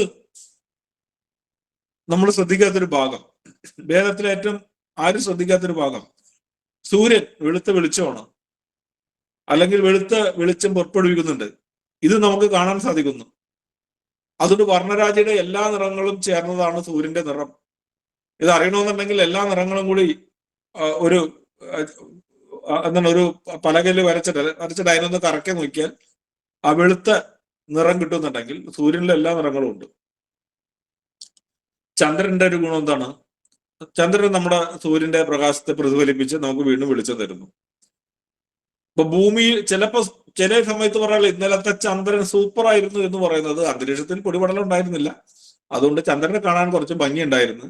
അന്തരീക്ഷത്തിൽ പൊടിപടലങ്ങൾ ഇല്ലാത്തതുകൊണ്ട് ഭൂമിയിലെ ആ ജലത്തിൽ നിന്നുണ്ടാവുന്ന ആ പ്രതിഫലനം അതും കൂടി ചന്ദ്രനിൽ തട്ടിയപ്പോൾ ചന്ദ്രൻ നിന്ന് അങ്ങോട്ട് തിളങ്ങി. ഇതാണ് ഒരു പ്രത്യേകത. മറ്റ് ഗ്രഹങ്ങൾ, ഈ ചൊവ്വ അല്ലെങ്കിൽ ശുക്രനാണ് അതിനകത്ത് കുറച്ചും കൂടി നല്ല രശ്മികൾ വരാൻ പറ്റിയത്. അപ്പോ വ്യത്യസ്തമായ കുറെ നിറങ്ങൾ നമുക്ക് തരുന്നുണ്ട്. ഈ രണ്ട് ഗ്രഹങ്ങളിൽ നിന്നാണ് ഈ ദേവയാനം ഉണ്ടാവുന്നത്. അപ്പൊ ഇതെല്ലാം ഈ അഗ്നിമീലെ പുരോഹിതത്തിൽ മുന്നേ സംഭവിച്ചതാണ്. ഇപ്പൊ അറോറ ബോറിൽസ് ഉണ്ടാകാറുണ്ട്. അറോറ ബോറിയൽസ് ഏത് ഗ്രഹങ്ങളുടെ ഗുണം കൊണ്ടാണ് കൂടുതൽ ഉണ്ടാവുന്നത്? വ്യാഴം എന്ന ഗ്രഹത്തിൽ നിന്നും ശനി എന്നൊരു ഗ്രഹത്തിൽ നിന്നാണ്. ഇതിന്റെ കാന്തിക ക്ഷേത്രങ്ങളിൽ നിന്നാണ് ഈ ധ്രുവപ്രദേശങ്ങളിൽ വർണ്ണാഭമായ അറോറകൾ ഉണ്ടാവുന്നത്. അതുകൊണ്ട് അതുകൊണ്ട് ഈ ബൃഹസ്പതി എന്ന് പറഞ്ഞ് നമ്മൾ ഇവിടെ ഗുരുവായൂരപ്പനെ വ്യാഴാഴ്ച ദിവസം നമ്മൾ തൊഴാൻ പോകും, അല്ലേ? പിന്നെ ശനിയാഴ്ച ദിവസമാണ് ഗുരുവായൂരപ്പനെ തൊഴാൻ പോകുന്നത്. യഥാർത്ഥത്തിൽ കൃഷ്ണനും അല്ല ഗുരുവായൂരപ്പനും അല്ല. ഗ്രഹങ്ങളെ മനസ്സിലാക്കി ആ ഒരു ദിവസം ഈ അറോറ ബോറിൽസിനെ തേടാൻ വേണ്ടി ഉണ്ടാക്കി വെച്ച ഒരു ആചാരം ഇന്ന് ഗുരുവായൂരപ്പന്റെ കയ്യിൽ വെണ്ണ നിവേദിക്കാൻ കൊടുത്തില്ല. വെണ്ണ നിവേദിക്കാൻ കൊടുത്തിട്ട് ആ പൂജാരി വേറെ എന്തോ ചെയ്തു എന്നും പറഞ്ഞ് ആ പൂജാരിനെ പൊളിച്ച് എന്താണ് തെറിയഭിഷേകം നടത്തിയ ഭക്തർ വരെ എനിക്കറിയാം. അപ്പോ ഈ കപിലം എന്ന് പറയുന്നത് 10 രശ്മികളാണ്, കപിലം അടക്കം. ഈ 10 ഈ ആകാശബീജമാണ്. അത് ഭൂമിയുടെ ഗർഭത്തിന് കാരണമായി. ഇതാണ് അഗ്നി ഹിത മറിഞ്ഞ് മുന്നേ ജനിച്ചത് ഈശ്വരനാണോ നിറങ്ങളാണോ എന്നുള്ളത് നിങ്ങൾ ആദ്യം മനസ്സിലാക്കുക. അപ്പൊ ഞാനിത് നിങ്ങളെ ചൊല്ലാൻ പഠിപ്പിച്ചാൽ അഗ്നിമീലെ പുരോഹിതം യജ്ഞസ്യ ദേവമൃദ്ജം ഹോതാരം രത്നനാഥമം ഓം സനവേ പിതവേ സുനവേ അഗ്ന സൗഭായനേ എന്നൊക്കെ പറഞ്ഞ് ഞാൻ ചൊല്ലി അങ്ങോട്ട് പോയാൽ നിങ്ങളെയും ഇതേ ഈണത്തിൽ ഞാൻ ചൊല്ലാൻ പഠിപ്പിച്ചാൽ നമ്മൾക്ക് എവിടെയെങ്കിലും ചെന്ന് ഒരു വലിയ ഒരു അഗ്നിഹോത്രത്തിന് തകർക്കം അവിടെ കിടന്നു. കാര്യം നമ്മൾ ഒറ്റ ശ്വാസത്തില് യാതൊരു വക നീട്ടലും കുറുക്കലും ഇല്ലാതെ എന്താണോ അതിനകത്ത് പറഞ്ഞിരിക്കുന്ന എന്താണ് ശിക്ഷ, നിരുക്തം, ഛന്ദസ്സും വ്യാകരണവും ഒക്കെ നമ്മൾ വ്യക്തമായിട്ട് പഠിച്ച് അത് ചൊല്ലുമ്പോൾ അവിടുത്തെ ആൾക്കാർ വിചാരിക്കും നമ്മൾ ഭയങ്കര ഭക്തരും എന്തോ വേദപണ്ഡിതരുമാണെന്നൊക്കെ ചിന്തിക്കും. യഥാർത്ഥത്തിൽ തത്തമ്മേ പൂച്ച എന്ന് പറയുന്ന കുറെ ആൾക്കാരാണ് ഇന്ന് അഗ്നിഹോത്രം ചെയ്യുന്നവരിൽ പലരും. അവരിതിന്റെ യഥാർത്ഥ അർത്ഥത്തിലേക്ക് വന്ന് ഈ അഗ്നിമീലെ പുരോഹിതം എന്ന് പറയുന്ന അർത്ഥത്തെ അവർ ചൊല്ലി ഞാൻ കണ്ടിട്ടില്ല. അല്ലെങ്കിൽ അവരുടെ നാവിൽ നിന്ന് ഇങ്ങനെ ഒരു അർത്ഥം വരുന്നത് ഞാൻ ഒരു പുസ്തകത്തിലും വായിച്ചും കണ്ടിട്ടില്ല. ഇല്ല എന്നല്ല പറയുന്നത്. എൻ്റെ ഗുരുനാഥൻ രാധാകൃഷ്ണ വൈദിക്കിൽ നിന്ന് ഞാനത് കേട്ടിട്ടുണ്ട്. PK ജയൻ സാറിൽ നിന്ന് കേട്ടിട്ടുണ്ട്. ജയൻ സാർ ഇന്നും കണ്ടോളൂ. ഇന്നും അദ്ദേഹത്തിന്റെ പ്രഭാഷണങ്ങൾ ഉണ്ടായിരുന്നു. അപ്പൊ ഇങ്ങനെ വ്യത്യസ്തമായിട്ട് വേദങ്ങളെ പഠിപ്പിക്കുന്ന ആചാര്യന്മാരുണ്ട്. അപ്പൊ ഇന്ന് നമ്മളിൽ ഇല്ലാത്തത് ഈ ഒരു യുക്തി എന്നുള്ളൊരു ചിന്തയാണ്. വേദം മഹത്തായ ഒരു പഠനമാണ്. ഇപ്പൊ ശ്രീരുദ്രത്തിൽ ഒരു പ്രത്യേകത ഉണ്ട്. നിങ്ങൾ ശ്രീരുദ്രം ചൊല്ലുമ്പോൾ കേട്ടിട്ടുണ്ടോ? നക്ഷത്രങ്ങളും ഗ്രഹങ്ങളും പുറപ്പെടുവിപ്പിക്കുന്ന രശ്മികളെ പഠിക്കാനും അതിനെ ഗായത്രി വിദ്യ കൊണ്ട് എങ്ങനെ സ്വീകരിക്കാനും എന്നുള്ള ഒരു ഭാഗം ഈ രുദ്രത്തിലുണ്ട്. ശ്രീരുദ്രം നിരവധി വർണ്ണങ്ങൾ സ്വീകരിക്കാനുള്ള മന്ത്രങ്ങളുടെ ഒരു സമാഹാരമാണ്. അസൗ താമ്രോ അരുണ ഉദ ബബ്രു സുമംഗള. അരുണോദയത്തിൽ ചെമ്പ് നിറങ്ങളുടെ ഗുണം സൂര്യനിലുണ്ടാവും. അത് നിങ്ങൾക്ക് മംഗളം നൽകട്ടെ എന്നുള്ളതാണ്. ഇത് അവൻ മുറിയിൽ ഇരുന്ന് ചൊല്ലിയാൽ അവൻ എന്ത് ഗുണം ഉണ്ടാവും പറയൂ? അദ്യവോജതി ഭക്തപ്രഥമോ ദൈവ്യോ ഭിഷക്. കിരണങ്ങൾ തന്നെയാണ് ഏറ്റവും നല്ല ഭിഷകരൻ എന്ന് പറയുന്നുണ്ട്. ഇങ്ങനെ വ്യക്തമായിട്ട് പറയുന്ന ഒരു രുദ്രത്തിന്റെ വ്യാഖ്യാനം ഞാൻ കണ്ടിട്ടില്ല. അപ്പൊ പ്രകാശ സംശ്ലേഷണം പ്രാഥമികമായി ഇലകളിൽ ഉണ്ടാവുന്നു എന്ന് പറയുന്നുണ്ട്. സസ്യഭാഗങ്ങൾ ഉണ്ടാവുന്നു എന്ന് പറയുന്ന ഒരു മന്ത്രമാണ് ആ പ്രഥമോ ദൈവോ ഭിഷക് എന്ന് പറയുന്ന ഒരു ഭാഗം.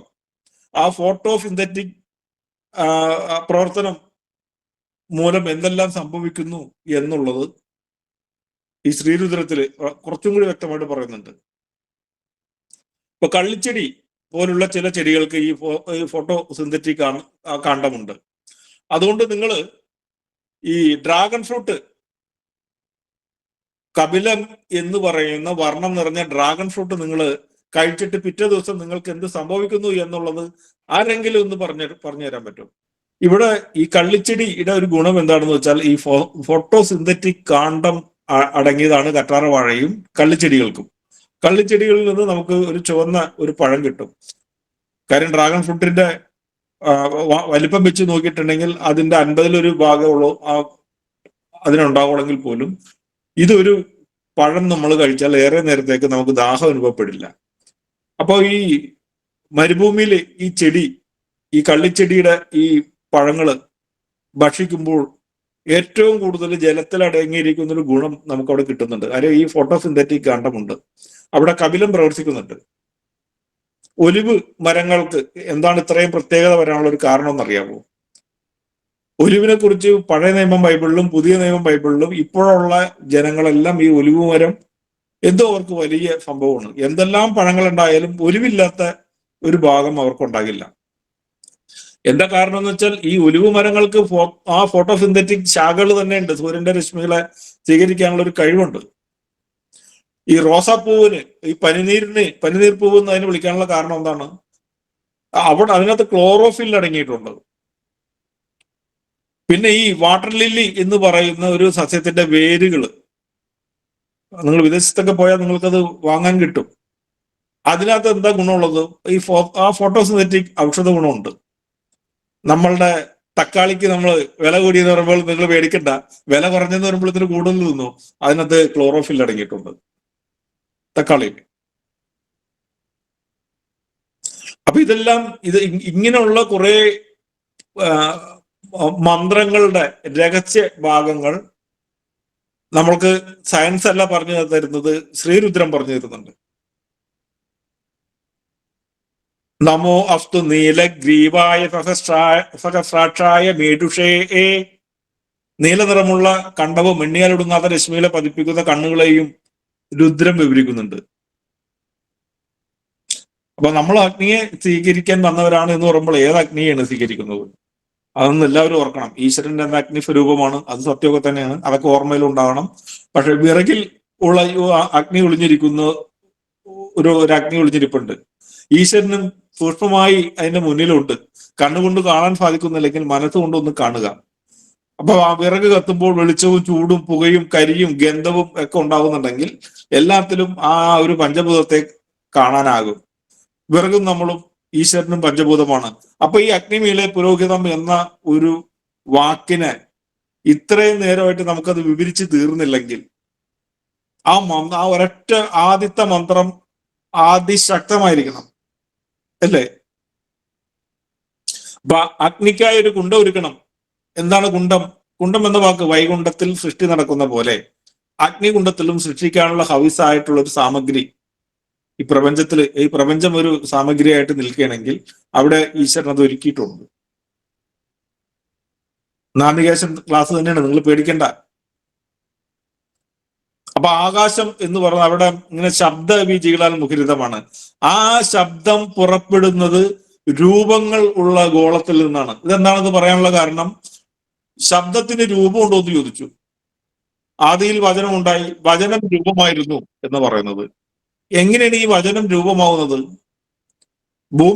ഭൂമി കറങ്ങുമ്പോൾ ഒരു ശബ്ദം ഉണ്ടെങ്കിൽ ആ ശബ്ദം എന്തിൽ നിന്നുണ്ടായത്? ആ രൂപമുള്ള ഭൂമിയിൽ നിന്ന് തന്നെയാണ് ഉണ്ടായത്. അതുകൊണ്ട് ശബ്ദത്തിന് രൂപമുണ്ട്. ഇപ്പൊ ശബ്ദത്തിന് രൂപം ഉണ്ടാന്ന് ചോദിച്ചാൽ എന്താണ് നിങ്ങൾ കേൾക്കുന്നത്? ശബ്ദമാണ്. എനിക്കൊരു രൂപമുണ്ട്, അതുകൊണ്ടാണ് ശബ്ദം രൂപമായിരുന്നു എന്ന് പറയുന്നത്. അതുകൊണ്ടാണ് ഈശ്വരന്റെ ധ്വനിയിൽ നിന്നാണ് ഞങ്ങളത് കേട്ടത് എന്നൊക്കെ പറയുമ്പോൾ തീർച്ചയായിട്ടും ഈ പ്രപഞ്ചത്തിൽ ഒരു വചനമുണ്ട്. അതുകൊണ്ടാണ് വേദങ്ങളിൽ ആ ഈശ്വരന്റെ ശബ്ദം എന്നുള്ള രീതിയിൽ ഞാൻ സാമമാണ് എന്ന് ഗീതയിൽ കൃഷ്ണൻ പറയാനുള്ള ഒരു കാരണം. ഇപ്പൊ വചനം രൂപമായിരുന്നു, അല്ലെങ്കിൽ ആകാശഗുണത്തെ ശബ്ദം എന്നുകൂടി മനസ്സിലാക്കേണ്ടി വരും. സാമവും കൂടി ചേർന്നാണ് ഈശ്വരൻ. അപ്പോൾ മാ എന്താണ്? കം ആകാശമാണെങ്കിൽ മുഖം എന്ന വാക്കുകൊണ്ട് എന്താണ് ഉദ്ദേശിക്കുന്നത്? സാമത്തിലെ മാ എന്താണ്? മുഖത്ത് നിന്ന് ശ്വസന ശബ്ദം, ആ ശബ്ദം ഉണ്ടാവും. അങ്ങനെ ഉണ്ടാകുമെങ്കിൽ ആകാശം മുഖരിതമാണെങ്കിൽ നമ്മുടെ മുഖം ശബ്ദമുള്ള ഖം ആണ്. ആകാശത്തും ആ മൂ ഉണ്ട്. മുഖവര വേണ്ട, മുന്നേയുള്ള ശബ്ദം. അപ്പോൾ ഗതിയെ നയിപ്പിക്കുന്ന മേളനമുള്ള പുരോഹിത സ്ഥാനമാണ് ഈശ്വരനെന്ന് മനസ്സിലാക്കണം. പുരോ എന്നത് മുന്നേയുള്ള എന്ന് അർത്ഥമാക്കുക, ഹിതം എന്നത് ഇഷ്ടവും. മനസ്സിലാകുന്നുണ്ടോ? അപ്പൊ ഏകദേശം ഞാൻ ആ വായിലേക്ക് ഒന്നും കൂടി വരാം, അല്ലെങ്കിൽ ഏത് അടുത്ത ക്ലാസ്സിൽ നിങ്ങൾക്ക് കുറച്ചും കൂടി ബോധ്യപ്പെടുന്ന ഒരു ഭാഗത്തേക്ക് ഞാൻ എത്താം. എനിക്ക് എന്താണെങ്കിലും ഈ അഗ്നിയും കളറും അതെല്ലാം നമ്മളെ ജനിപ്പിക്കാനായിട്ട് കാരണമായിരുന്നു എന്നുള്ളത് അറിയണം നിങ്ങൾ. സർവവൃക്ഷങ്ങളും ഈ ആകാശതത്വം സ്വീകരിക്കുന്നു. മനുഷ്യൻ ആകാശത്തേക്ക് നോക്കി മണ്ടനായിട്ട് ഈശ്വരനെ സ്മരിക്കുന്നു. എന്നാൽ ഈ നക്ഷത്രങ്ങളെയും സൂര്യചന്ദ്രാദി കിരണങ്ങളെയും അതിനെയാണ് ഞാൻ സ്വീകരിക്കേണ്ടത്. ഇതിന് കാരണമായ ശക്തിയാണ് ഈശ്വരൻ എന്ന് മനസ്സിലാക്കി ഈശ്വരൻ ഒന്ന് സ്മരിക്കുകയാണെങ്കിൽ എത്രയോ രസമായിരുന്നു. ഈശ്വരന്റെ ആ നശിക്കാത്ത അല്ലെങ്കിൽ ഈശ്വരൻ നശിക്കാത്ത ശബ്ദമാണെന്ന് മനസ്സിലാക്കുക, ആകാശഭൂതമാണെന്ന് മനസ്സിലാക്കുക. ഇത് മനസ്സിലാക്കിയ ഏതോ പണ്ഡിതൻ വേദങ്ങളിൽ ഞാൻ സാമമാണെന്ന് പറഞ്ഞതിൽ അത്ഭുതം തോന്നണ്ട. വേദങ്ങളിൽ ഞാൻ ആകാശമാണെന്ന് പറഞ്ഞിരുന്നെങ്കിൽ ഇത്രയും ശങ്ക നമുക്കുണ്ടാകില്ലായിരുന്നു, അല്ലെ? ഈ ആകാശ ഉൾക്കാഴ്ചയാണ് ഉപനിഷത്തുകൾ ഒരു മരത്തിന് തലതിരിച്ചു വരക്കാൻ കാരണം. ഏതാവാനസ്യ മഹിമ അധോജായാങ്കുച്ചപൂരുഷ പാദോ അസ്യ വിശ്വഭൂതാനി ത്രിപാദത്യാമൃതം ദിവി.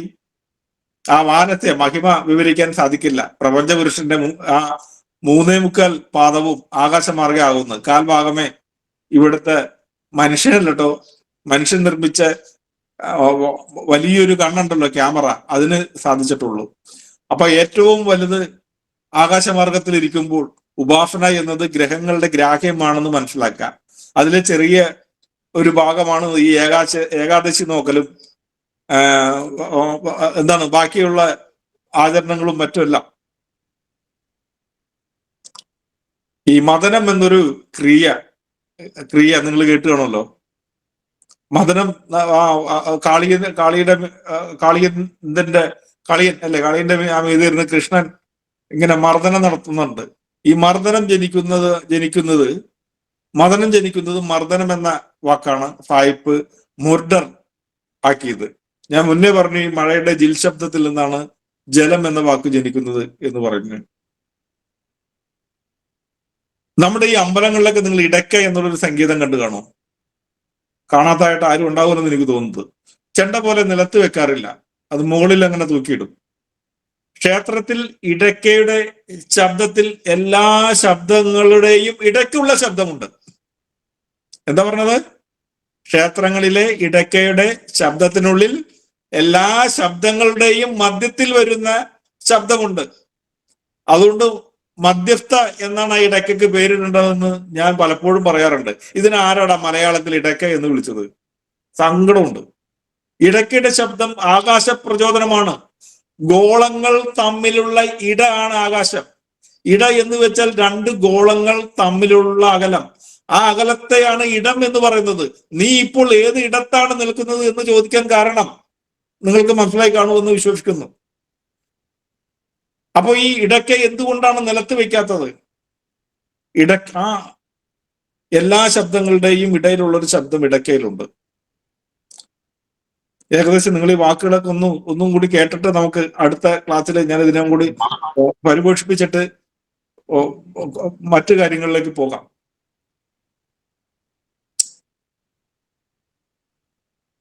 ഏകദേശം ഈ ശബ്ദത്തിനെ കുറിച്ച് നിങ്ങൾക്കൊരു ഐഡിയ കിട്ടിക്കാണും എന്ന് വിശ്വസിക്കുന്നു. ഇനി കഴിഞ്ഞ എറണാകുളം ക്ലാസ്സിൽ പറഞ്ഞ ഒരു കാര്യം എനിക്കിവിടെ നിങ്ങളൊന്നും കൂടി പറഞ്ഞു കേൾപ്പിക്കേണ്ട ഒരു ആവശ്യമുണ്ട്. എന്താണ് കാരണം എന്ന് വെച്ചാൽ അത് പുരുഷ സൂക്തത്തിലെ ആദ്യത്തെ ഒരു വരിയാണ്. സഹസ്രശീർഷ പുരുഷ സഹസ്രാക്ഷ സഹസ്രപാദ് എന്നുള്ളൊരു ഭാഗവും കൂടി കഴിഞ്ഞിട്ട് നമുക്ക് ഈ മായയിലേക്ക് പോയി നമുക്കൊന്ന് ഉറപ്പിക്കാം എന്താണ് മായനെ കുറിച്ച് പറയാൻ ഞാൻ വന്നതെന്ന് നോക്കാം. അപ്പൊ ഉത്സവത്തിന്, രാഷ്ട്രീയ സമ്മേളനത്തിനൊക്കെ ഏറെ ആളുകൾ കൂടും എന്ന് പറഞ്ഞാണ് ഞാൻ ആ എഴുത്ത് തുടങ്ങിയത്. സ്ത്രീയും പുരുഷനും കുട്ടികളും വൃദ്ധകളും ഒക്കെ ഇങ്ങനെ ആ കൂട്ടത്തിലുണ്ടാകും. മധ്യവയസ്കരും വ്യക്തമായ ലിംഗമില്ലാത്തവരൊക്കെ ഉണ്ടാകും. എണ്ണിയാൽ തീർക്കാൻ സാധിക്കുന്നില്ലെങ്കിൽ അതിനെ പുരുഷാരം എന്ന ഒറ്റ വാക്കുകൊണ്ടാണ് വിശേഷിപ്പിക്കുന്നത് എന്നൊക്കെ ഞാൻ അതിനകത്ത് എഴുതിയിട്ടുണ്ട്. എണ്ണിയാൽ തീരില്ല, അതുകൊണ്ടാണ് പുരുഷാരം എന്ന പദം കൊണ്ട് ഉദ്ദേശിക്കുന്നത്.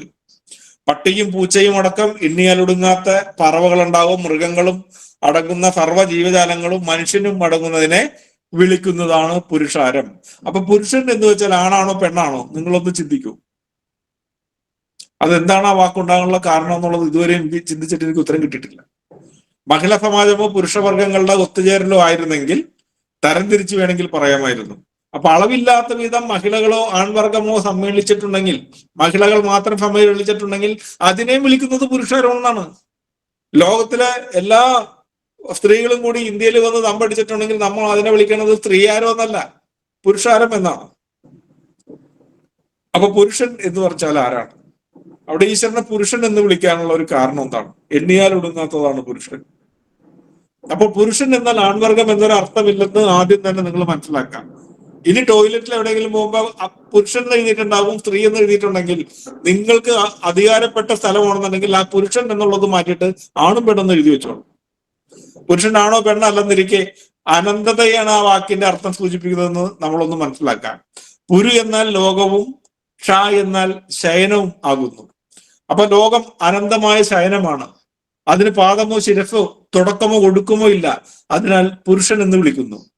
സഹസ്രശീർഷ പുരുഷ, സഹസ്രാക്ഷ്യ, സഹസ്രപാദ് എന്ന് വിളിക്കാനുള്ള ഒരു കാരണം എണ്ണിയാൽ ഒടുങ്ങാത്ത ശിരസ്സുള്ളതിനാൽ സഹസ്രശീർഷനും സഹസ്രമായ നേത്രങ്ങളും അനേക ഭാഗങ്ങളും അടങ്ങിയതിനാൽ വിശ്വപ്രപഞ്ചമാണ് പുരുഷൻ. ഈ ശരീരത്തിന്, ഈ പുരുഷന്റെ ശരീരത്തിന് ആകാശരൂപവും ഗോളരൂപത്തിൽ കോശങ്ങളുമുണ്ട്. അതിന്റെ ചെറിയൊരു പൊടി കോശത്തിലാണ് ഭൂമി.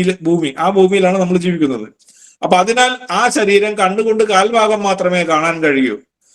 ശരീരകാരണമായ ഊർജത്തെ കണ്ടെത്താനും സാധിക്കില്ല, മനസ്സിലാക്കാനേ സാധിക്കുള്ളൂ. അതുകൊണ്ട് ഈശ്വരനെ നമ്മൾ ആരെങ്കിലും കണ്ടിട്ടുണ്ടെന്ന് പറഞ്ഞ ഒരു അടിയും കൂടി കൊടുത്തേക്കണം അവനെ. അപ്പൊ അതുകൊണ്ട് അതൊരു ഊർജമാണത്. ഇനി അടുത്തത് സഹസ്രമാണ്. ഇതെന്താണ് ഈ ഒരു കാരണം കൂടി പറഞ്ഞു വരുന്നത് വെച്ചിട്ടുണ്ടെങ്കിൽ, രണ്ട് രീതിയിലാണ് നമ്മൾ ഈ പ്രപഞ്ചത്തിലെ സൃഷ്ടിയെ കുറിച്ച് മനസ്സിലാക്കേണ്ടത്. ഇവിടെ പലരും പറഞ്ഞ് മനസ്സിലാക്കേണ്ടത് സഹസ്രം എന്ന് വെച്ചാൽ 1000 എന്താണ് സഹസ്രം? അതിന് 1000 എന്നാണോ അർത്ഥം കൊടുക്കേണ്ടത്? പൂന്താനം 1000-നും സഹസ്രത്തിനും കൊടുത്തിരിക്കുന്ന വെവ്വേറെ അർത്ഥങ്ങൾ നിങ്ങളൊന്ന് കാണാൻ ശ്രമിക്കൂ, അല്ലെങ്കിൽ ഒന്ന് പഠിക്കാൻ ശ്രമിക്കൂ. സർവവും അടങ്ങിയതിനാൽ സർവം വൈ സഹസ്ര എന്ന അർത്ഥമുണ്ട്. സർവം വൈ പൂർണ്ണകം എന്നും സഹസ്രത്തിന് അർത്ഥമുണ്ട്. അപ്പൊ പൂർണ്ണമായതാണ് സഹസ്രം. അപ്പോ സാഹചര്യം കൊണ്ട് ധനം എന്നൊക്കെ അതിന് അർത്ഥമുണ്ട്. അപ്പൊ നമുക്ക് മനസ്സിലാക്കാത്ത മലയാള വാക്കുകളുടെ അർത്ഥം നിഘണ്ടു നോക്കിയാൽ ചിലപ്പോൾ മനസ്സിലാകും. എല്ലാ വാക്കുകളുടെയും അർത്ഥം നിഘണ്ടു നോക്കിയാൽ കിട്ടും. അപ്പോൾ അർത്ഥം എന്നതിന് സാഹചര്യം കൊണ്ട് തന്നെ രണ്ടർത്ഥമുണ്ട്, അല്ലേ? അർത്ഥം എന്ന് വെച്ചിട്ടുണ്ടെങ്കിൽ എന്തൊക്കെ അർത്ഥം കിട്ടും നമ്മൾക്ക്? ധനം എന്നുള്ളൊരു അർത്ഥം കിട്ടും. ചോദ്യത്തിന് ഉത്തരമായിട്ടുള്ളൊരു അർത്ഥം കിട്ടും. അപ്പൊ അർത്ഥമോ പുരുഷാർത്ഥമോ ഇരിക്കവേ അർത്ഥത്തിന് ഉദിക്കുന്നത് എന്തുനാ എന്ന് പൂന്താനം ചോദിക്കുന്നുണ്ട്. അപ്പൊ ആ ജീവിതാർത്ഥം ലഭിക്കാൻ പരമാർത്ഥ പൊരുൾ ഇരിക്കവേ ധനത്തിന് വേണ്ടി കൊതിക്കരുത് എന്ന് പൂന്താനം വിവരിക്കുന്നുണ്ട്. അത് തന്നെയാണ് പുരുഷാർത്ഥം എന്ന വാക്കുകൊണ്ട് ഉദ്ദേശിക്കുന്നത്.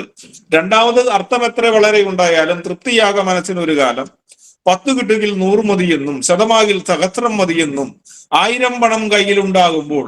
അപ്പൊ ശതമാകിൽ 100 രൂപ കിട്ടിയാൽ തൃപ്തിയില്ല, എണ്ണിയാൽ ഒടുങ്ങാത്തത് എന്ന അർത്ഥത്തിൽ അനന്തമായ സംഖ്യയോടാണ് മനുഷ്യന് മോഹം. ആയതിനാൽ സഹസ്രം മതി, അല്ലാതെ എനിക്ക് 1000 മതി എന്നുള്ളതല്ല ഇവിടെ സന്ദർഭാർത്ഥം. അതുകൊണ്ട് ഈ സഹസ്ര ശീർഷനെ നിങ്ങളൊന്ന് അന്വേഷിച്ച് ഒന്ന് കണ്ടുപിടിക്കാം. അനന്തമായ സംഖ്യയാണ് സഹസ്രം എന്ന് വിളിക്കുന്നത്. അപ്പൊ ധനം എത്ര അളവിൽ മതിയെന്ന്, അല്ലെങ്കിൽ ഇത്ര അളവിൽ മതി എന്ന് പറയുന്ന ഒരാളെയും ഞാൻ കണ്ടിട്ടില്ല. എല്ലാവർക്കും സഹസ്രം വേണം. സഹസ്രം എന്ന് വെച്ചാൽ എണ്ണിയാൽ ഒടുങ്ങാത്തത്. അതാണ് അവിടെ കവി ഉദ്ദേശിക്കുന്നത്. ഞാൻ ഈ വാക്ക് പറയാൻ വരുന്ന ഒരു കാരണം എന്ന് വെച്ചിട്ടുണ്ടെങ്കിൽ, ഇനി നമ്മൾ കപിലത്തിലേക്ക് കടക്കുമ്പോൾ പ്രപഞ്ചത്തിന്റെ വലിപ്പം എത്രയുണ്ട് എന്നുള്ളത് മനസ്സിലാക്കണം. വേദങ്ങളിൽ പറയുന്ന പ്രപഞ്ചത്തിന്റെ അർത്ഥം ഈ സഹസ്രത്തിനെ എടുത്ത് ഏറ്റവും കൂടുതൽ അത് 1000 എന്നുള്ളൊരു സംഖ്യയാണ്. വേദങ്ങൾ ആരും പഠിക്കരുത് എന്ന് ജനങ്ങൾ പറഞ്ഞ് മനസ്സിലാക്കുന്നത് ഇവിടുത്തെ തന്ത്രവർഗങ്ങളും പൂജാരി വർഗങ്ങളും അമ്പലം വിഴുങ്ങികളുമാണ്. അവരാണ് ഈ സഹസ്രം 1000 അതുകൊണ്ട് സഹസ്ര ശീർഷ പുരുഷ, സഹസ്രാക്ഷ്യ, സഹസ്രപാദ എന്ന് പറയുമ്പോൾ സഹസ്ര ശീർഷൻ, ഈശ്വരന് 1000 തലയുണ്ട്. അവിടെ 2000 കണ്ണല്ലേ വരേണ്ടത്. അപ്പൊ അവിടെ 1000 കണ്ണെന്ന വീണ്ടും പറഞ്ഞേക്കണത്. അതുകൊണ്ട് തുടക്കം തന്നെ വേദം തെറ്റാണ് എന്ന് പറഞ്ഞ് പലരെയും ഇത് പഠിപ്പിക്കുന്നുണ്ട്. അപ്പൊ ഈ പൂന്താനത്തിനെ, ഗുരുവായൂരപ്പനെ പുകഴ്ത്തി എഴുതിയ ഈ പൂന്താനം അർത്ഥം എത്ര വളരെ ഉണ്ടായാലും തൃപ്തിയാക മനസ്സിനൊരു കാലം, 10 കിട്ടുകിൽ 100 മതിയെന്നും ശതമാകിൽ സഹസ്രം മതിയെന്നും അത് കഴിഞ്ഞിട്ട് സഹസ്രം പണം കയ്യിലുണ്ടാവുമ്പോൾ അങ്ങനെ എഴുതുന്നതിന് പകരം അദ്ദേഹം പ്രത്യേകം അവിടെ സഹസ്രം കഴിഞ്ഞിട്ട് 1000 പണം കയ്യിൽ ഉണ്ടാകുമ്പോൾ എന്നാണ് അവിടെ വിവരിച്ചിരിക്കുന്നത്. അതുകൊണ്ട് നിങ്ങൾ ഈ പ്രപഞ്ചം എന്ന് പറഞ്ഞാൽ നമ്മൾക്ക് അളക്കാൻ പറ്റാത്ത ഒരു സംഖ്യയാണ്. ആ സംഖ്യയാണ് സഹസ്രം എന്ന് വിളിക്കുന്നത് എന്ന് ഒന്ന് മനസ്സിലാക്കുക. എണ്ണിയാൽ ഒടുങ്ങാത്താണ് സഹസ്രം. അത് ഉറപ്പിക്കാനായിട്ട് കവി അടുത്ത വരിയിൽ 1000 എന്ന പദവും പ്രത്യേകം കൊടുക്കുന്നുണ്ട്. 1000 പണം കയ്യിലുണ്ടാകുമ്പോൾ ആയുധമാകിൽ അച്ചിരം എന്നതും. ഇവിടെ അർത്ഥം ശ്രദ്ധിക്കുക. മുകളിൽ സഹസ്രം എന്ന് പറഞ്ഞിട്ട് അടുത്ത വരിയിൽ 1000 പണം എന്ന് പ്രത്യേകം പറഞ്ഞിട്ടുണ്ട്. അതിൽ നിന്നും സഹസ്രം എന്നാൽ 1000 എന്നൊരു അർത്ഥമില്ല. കവിയുടെ അർത്ഥഭാവനയിൽ സഹസ്രം എണ്ണിയാൽ ഒടുങ്ങാത്തതാണ്. അപ്പൊ 1000 എന്നൊരു അർത്ഥം പുരുഷസൂക്തം ഉദ്ദേശിച്ചുവെങ്കിൽ സഹസ്ര ശിരസിന് 2000 കണ്ണുകൾ എന്ന അർത്ഥത്തിൽ ദി സഹസ്രാക്ഷ എന്ന് രചിച്ചേനെ. ദിസഹസ്രം എന്ന 2000 കാലുകൾക്ക് പകരം അവിടെയും വെറും സഹസ്രപാദം എന്നാണ് കൊടുത്തിരിക്കുന്നത്. പിന്നെ 10,000-ന് ദശസഹസ്രം എന്നല്ല കൊടുത്തിരിക്കുന്നത്, ആയുധമാകിൽ അച്ചുര്യം എന്നതും എന്നാണ് കൊടുത്തിരിക്കുന്നത്. അപ്പൊ 1000 ലഭിക്കുമ്പോൾ 10,000 ലഭിക്കണം എന്ന അർത്ഥത്തിൽ ആയുധം എന്നാണ് രചിച്ചത്, അല്ലാതെ ദശസഹസ്രം എന്നും പറഞ്ഞിട്ടില്ല. അപ്പൊ പൂന്താനത്തിന് പോലും ഭക്തനായ പൂന്താനത്തിന് പോലും 1000-ന്റെ അർത്ഥം മനസ്സിലായിട്ടുണ്ടെങ്കിൽ ഈ വേദത്തെ എതിർക്കുന്ന തന്ത്രികൾക്കും പൂജാരികൾക്കും മറ്റ് ക്ഷേത്ര ജീവനക്കാർക്കും അമ്പലം വിഴുങ്ങികൾക്കും ഈ സഹസ്രത്തിന്റെ അർത്ഥം മനസ്സിലായിട്ടില്ല. അതുകൊണ്ട് സഹസ്രത്തിന്റെയും കൂടി അർത്ഥം മനസ്സിലാക്കി നിങ്ങൾ വയ്ക്കൂ. അതിനുശേഷം നമുക്ക് അടുത്ത കപിലത്തിന്റെ ക്ലാസ് എന്താണ്, ഇവിടെ വർണ്ണങ്ങളിലൂടെ നമുക്ക് സംഭവിച്ചത് എന്താണ്, ശബ്ദങ്ങളിലൂടെ നമുക്ക് എന്ത് സംഭവിക്കുന്നു, മുടി പഴനിയിൽ കൊണ്ടുപോയി മുടി മുറിച്ച് കളയുന്ന പല ഭക്തന്മാരുണ്ട്. എന്തിനാണ് ഈ ആചാരം നിലവിൽ വന്നത് എന്നുള്ളതിനെ കുറിച്ച് ഒരു രൂപരേഖ കൊടുക്കാൻ വേണ്ടി മാത്രമാണ് ഇന്നത്തെ ക്ലാസ്. അതുകൊണ്ട് നമുക്ക് അടുത്ത ആഴ്ചയിൽ ഈ കപിലത്തിനെ നമുക്ക് വേറൊരു ദിശയിലേക്ക് നമുക്ക് കൊണ്ടുപോകാം.